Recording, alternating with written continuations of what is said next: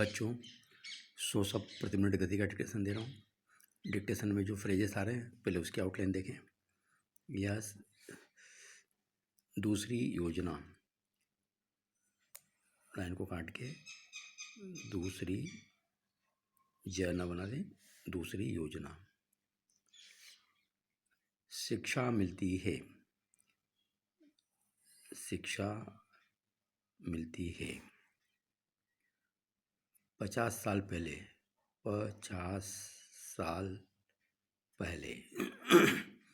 High school, high करके सकल बना दें, हाई स्कूल। फिर देखें प्राइमरी स्कूल, प्राइमरी स्कूल।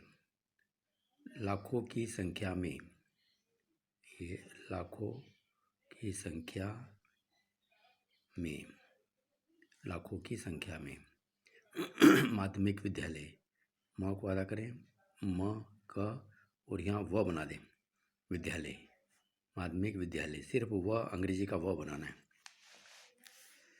1 साल के लिए, 1 साल के लिए, यहाँ एक बिंदी लगा दें, 1 साल के लिए। सबसे अधिक, सबसे और का बनाएं, सबसे अधिक, सबसे अधिक संख्या में, सबसे अधिक संख्या में, सबसे अधिक संख्या में। इस परिस्थिति में, इस परिस्थिति में कई कारणों से, कई कारणों से, ये भी इस तरीके से निशान लगाएंगे तो कई कारणों से पढ़ने में आएगा, नहीं तो एक कारण से हो जाएगा। आगे देखें, इस प्रकार के कार्यक्रम, इस प्रकार को डबल करें के कार्यक्रम 100%, 100 को अदा करें, प्रतिशत। कार्यक्रम चल रहा है, कार्यक्रम चल रहा है। हेड मास्टर, राज्य सरकारों ने हमारे देश में, हमारे देश में, ये टीकेच लगाया शुरू में। तो बच्चों ये इस डिक्टेशन में जो फ्रेजेस आ रहे हैं वो मैंने बताएं, एक बार इसकी प्रैक्टिस कर लें। दूसरी योजना, शिक्षा मिलती है। 50 साल पहले हाई स्कूल, प्राइमरी स्कूल, लाखों की संख्या में, माध्यमिक विद्यालय, 1 साल के लिए, सबसे अधिक, सबसे अधिक संख्या में। इस परिस्थिति में कई कारणों से इस प्रकार के कार्यक्रम 100% कार्यक्रम चल रहा है। हेड मास्टर, राज्य सरकारों ने हमारे देश में। तो बच्चों ये मैंने आपको डिक्टेशन देने वाला हूँ, उसकी आउटलाइन बताई। अब आप डिक्टेशन लिखें 100 शब्द प्रति मिनट गति का। हाँ,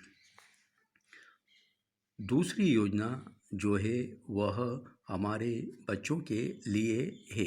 हमने कई योजनाएं देश के बच्चों के लिए बनाई हैं। यह एक योजना वह है जिससे उनको शिक्षा मिलती है। पिछले 40 सालों में शिक्षा के क्षेत्र में कितनी प्रगति हुई है यह मुझे बताने की कोई आवश्यकता नहीं, ये सब आप लोग जानते हैं। 50 साल पहले पूरे ज़िले में एक आध हाई स्कूल होता था। बड़ी मुश्किल से कई ऐसे ज़िले थे जहां कोई हाई स्कूल था ही नहीं। कई लाखों गांव ऐसे थे जहां प्राइमरी स्कूल, प्राथमिक पाठशाला नहीं थी। आज़ादी के बाद हमने लाखों की संख्या में प्राथमिक पाठशालाएँ बनाई हैं, माध्यमिक विद्यालय बनाए हैं, हाई स्कूल बनाए हैं, कॉलेज बनाए। लेकिन आज भी बच्चों की जो संख्या है स्कूल जाने वाली वह 100% नहीं है। वह 1 साल के लिए मुश्किल से स्कूल जाता है, दूसरे से फिर स्कूल छोड़कर वापस चला जाता है, फिर वह निरक्षर हो जाता है। नतीजा यह है कि भारत दुर्भाग्यवश ऐसे देशों में है जहां निरक्षरों की संख्या सबसे अधिक है, या उन इन्हें गिने देशों में है जहां सबसे अधिक संख्या निरक्षरों की है। यह हमारे लिए कोई अच्छी बात नहीं है। इस कलंक को मिटाना है। इस परिस्थिति से हमारी आने वाली पीढ़ियों को निजात दिलाना है। इसका एक उपाय तो हमने यह किया कि स्कूल खोल दिए, लेकिन बच्चे नहीं आते। कई कारणों से नहीं आते। उनके माता पिता इतने गरीब हैं, अपने बच्चों को भेज ही नहीं सकते हैं। हमने कोई फीस वगैरह नहीं ली है, फीस माफ़ कर दी है। कभी कभी बच्चों को किताबें भी मुफ्त दी जाती हैं, ड्रेस वगैरह भी मुफ्त दिए जाते हैं। इस प्रकार के कार्यक्रम राज्य सरकारों ने शुरू किए हैं। फिर भी यह कहना पड़ेगा कि 100% बच्चे नहीं आए हैं। इसके लिए कोई 25-30 साल से एक कार्यक्रम चल रहा है राज्यों में, जिसको हम दोपहर का भोजन कहते हैं। इसमें कई मुश्किलें आई। मुझे अच्छी तरह मालूम है, कहीं कहीं शुरू तो हुआ, लेकिन बीच में रुक गया। कई कारणों से रुक गया। उस ज़माने में पंचायतें नहीं थी और बाकायदा जिम्मेदारी लेने वाला कोई नहीं था। जिम्मेदारी दी जाती थी तो हेडमास्टर को दी जाती थी, और हेडमास्टर का तबादला हो जाता था तो नया आदमी आ जाता। उसकी समझ में कुछ नहीं आता और लोगों से उसका परिचय भी नहीं हो पाता। अनाज मिल भी जाता तो उसको पकाने की मुश्किल होती थी, उसे बनाने की मुश्किल होती थी, और कई तरह की मुश्किलों से तंग आकर कई राज्य सरकारों ने शुरू किया और बंद भी कर दिया। आज कोई 4-6 राज्य सरकारें ऐसी हैं जिन्होंने सभी मुश्किलों का सामना करके इसे जारी रखा है, लेकिन राज्य सरकारों पर छोड़ने से उसकी कई मुश्किलें हैं, जिनके चलते इस कार्यक्रम को जारी नहीं रख सकते।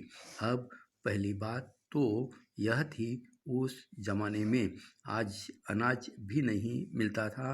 अनाज की कमी थी हमारे देश में, और सूजी वगैरह चीज़ें बाहर से आती थी, अमेरिका से कभी कभी आती थी। जब भेजना बंद हो गया, अनाज आना बंद हो गया, तो हमारा कार्यक्रम बंद हो गया। तो बच्चों, ये इसके आउटलाइन भी देख लें आप। ये डिक्टेशन था, और डिक्टेशन की जो आउटलाइन है वो भी एक सरसरी निगाह से देख लें आप।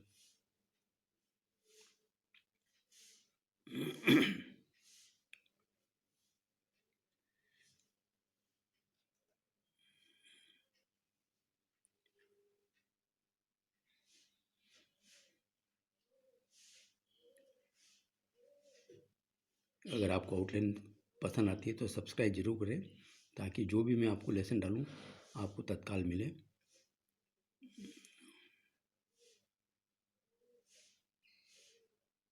धन्यवाद।